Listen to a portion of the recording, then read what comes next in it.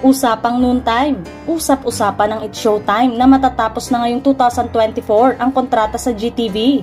Lilipat na di umano sa GMA Network para maging main channel this year.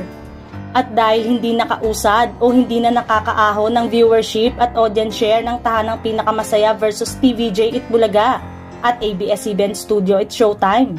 Kaya naman ang tahanang pinakamasaya, nabigyan na ng ultimatum na pag hindi pa din nakaahon, ililipat di umano ang TikTok Lock bilang main noontime show ng GMA at tuluyan ng mamamaalam sa ere.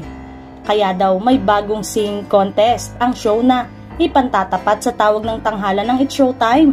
Samantalang marami namang mga haka-hakang naglabasan ngayon kung saan maaari umanong ipalit sa timeslot ng dating Itbulaga ng Tape Incorporated na ngayon at tahanang pinakamasayang It's Showtime sakaling hindi mabawi ng show ang ratings nila.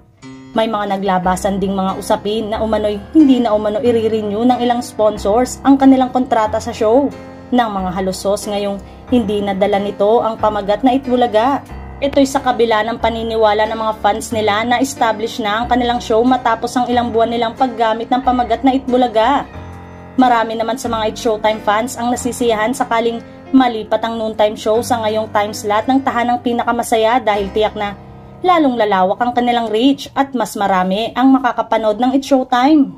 Umuugo ngayon ng balita na posible raw na sa 2025 mapapanood na sa GMA7 ay ang It's Showtime dahil mukhang matutuluyan na ang tahanang pinakamasaya dahil ang kanilang block time contract ay matatapos na sa Disyembre ng taong ito.